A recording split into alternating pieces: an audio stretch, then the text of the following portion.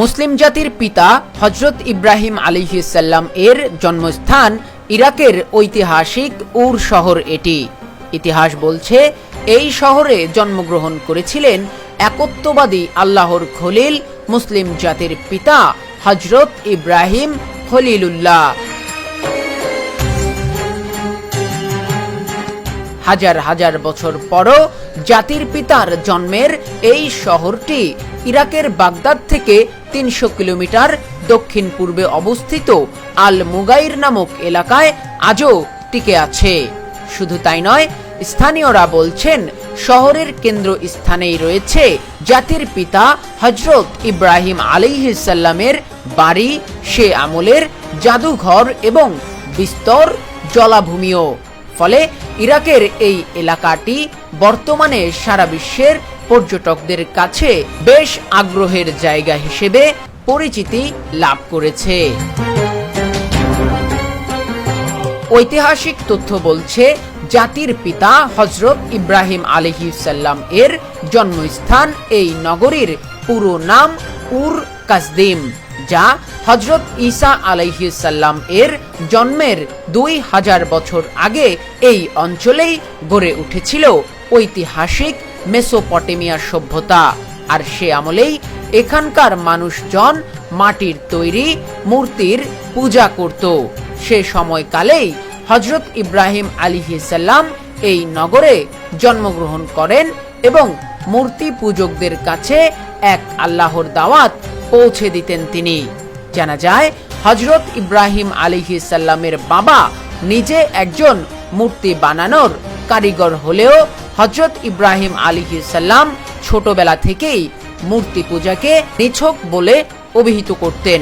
শুধু তাই নয়, বাবার তৈরি করা মাটির মূর্তিগুলো যখন বিক্রির জন্য হযরত ইব্রাহিম আলাইহিসসালাম বাজারে নিয়ে আসতেন, তখন তিনি লোকজনকে ডেকে বলতেন, তোমরা কে কে কিনবে এই মাটির মূর্তি, যা তোমাদেরকে কোনো উপকারই করতে পারবে না।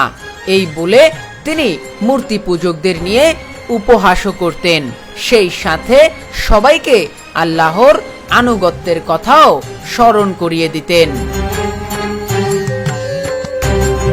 এদিকে তথ্য বলছে ইরাকের এই উর নামক জায়গায়, যেখানে মুসলিম জাতির পিতা হযরত ইব্রাহিম আলাইহিসসালাম জন্মগ্রহণ করেছিলেন, সেই উর শহরের পাশেই রয়েছে হাজার হাজার বছর আগের সুমেরীয় এবং আক্কাদিয়ান রাজবংশের রাজধানী সহ প্রাচীন ব্যাবিলন ও নিনেভের মতো ঐতিহাসিক সভ্যতার প্রাণকেন্দ্র।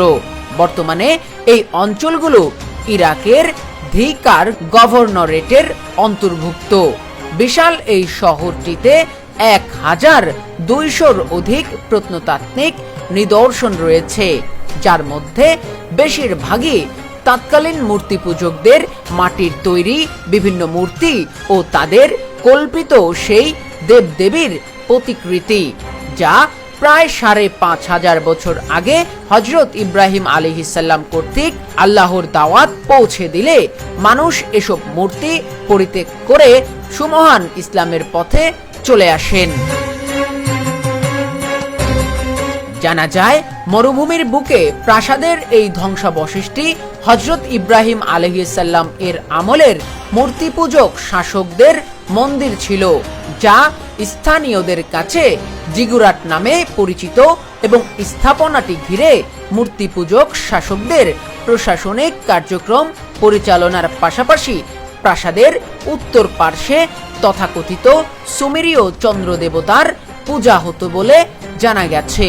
তবে আল্লাহর নবী হযরত ইব্রাহিম আলাইহিসসালাম প্রতিকূল জেনেও এসব মূর্তি পূজারীদের বিরোধিতা করেন, যার ফলশ্রুতিতে মুসলিম জাতির পিতা হযরত ইব্রাহিম আলাইহিসসালামকে আগুনেও নিক্ষেপ করা হয়েছিল।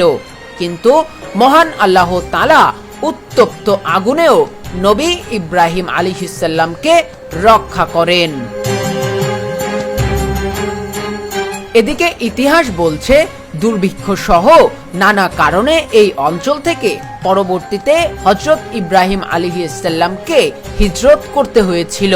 হিজরতের অংশ হিসেবে কখনো মিশর, কখনো কেনান, কখনো পবিত্র শহর মক্কা, আবার কখনো কখনো ফিলিস্তিনের বীরের সেবায় বসতি স্থাপন করেন তিনি।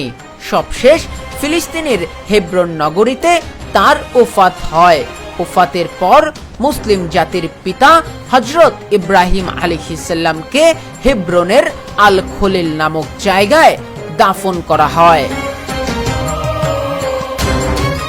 ডেইলি আবাবিল ডেস্ক রিপোর্ট।